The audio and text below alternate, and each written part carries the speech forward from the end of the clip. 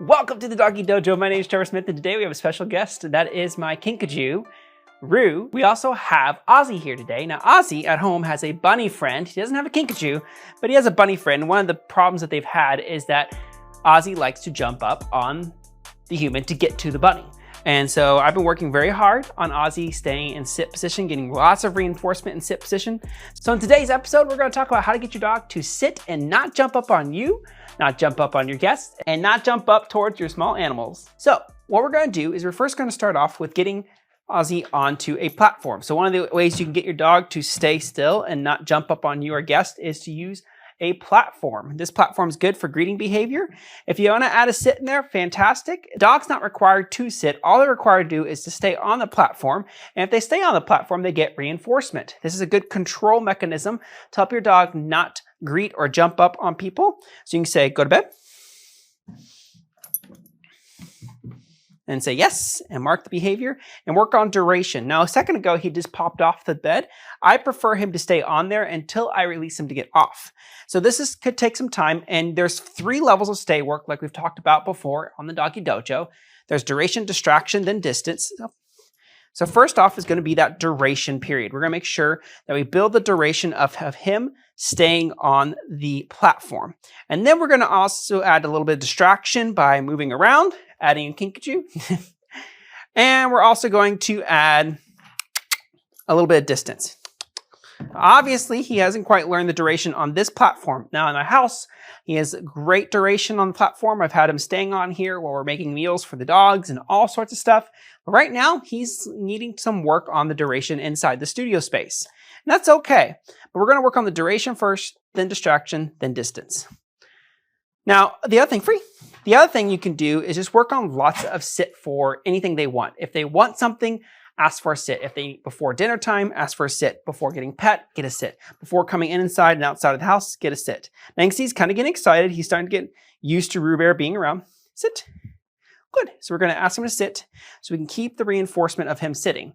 And that's partially probably because right now I'm talking to the camera and I'm paying attention to you guys here on the camera and not paying attention to him. And he's offering me a lot of great behaviors. He's offering me a lot of sitting behavior. He's offering me a lot of not jumping up behavior. And by talking to the camera and ignoring him, he's not getting all the reinforcement that he should be getting.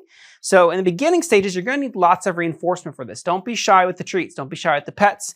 Lots and lots of reinforcement, because in their head, the best reinforcement for this situation is to jump up, because just jumping up in general is a reinforcing behavior for a dog.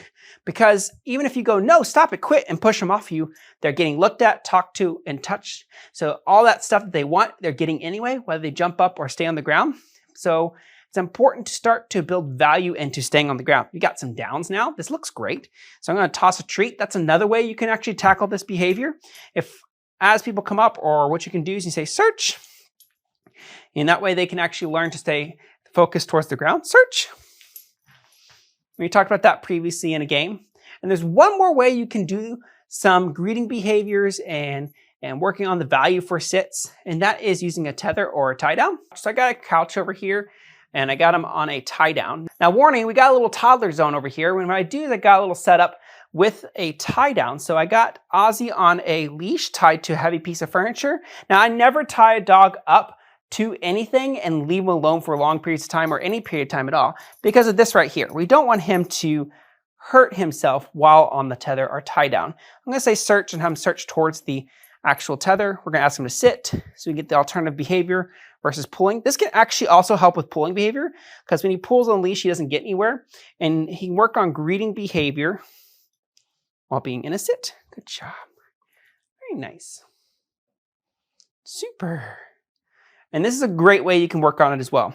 My preferred method is to use a bed or a platform to work on this behavior.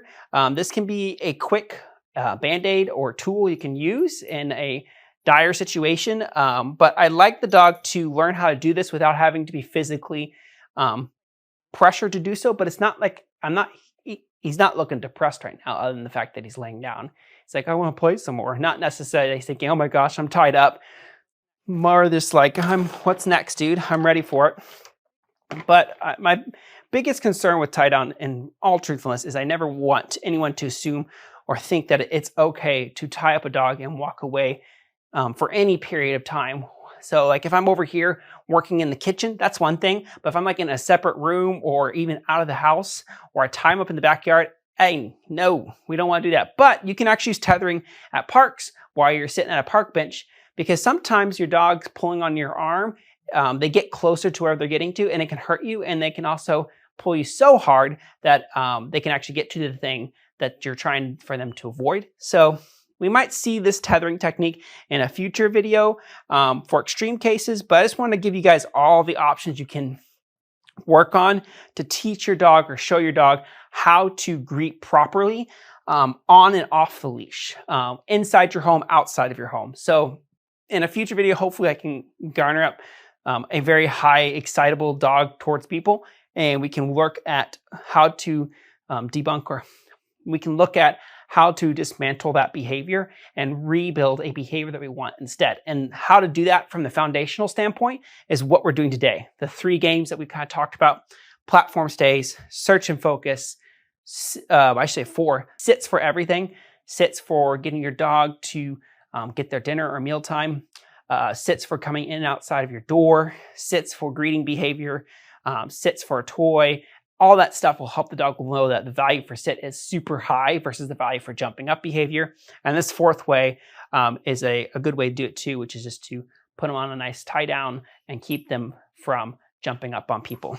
This is great for like if you're having a bunch of guests over and you're not actively training them and need them just to kind of do something. Just once again, don't leave your dog separate while tied down. Thanks for joining here on the Doggy Dojo. If you have any questions or comments, please leave them down below. As always, have some fun with your dogs, and we'll see you next time. Bye! Now, some of you guys may be wondering, what is a Kinkajou? It's a South American mammal. They actually have a prehensile tail where they can hold things with their tail.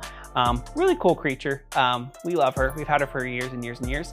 She's awesome, as you can tell. If you don't want to miss a single video on Doggy Dojo, be sure to like and subscribe down below. And if you want to see more videos of Rue the Kinkajou, please let me know in the comment section down below.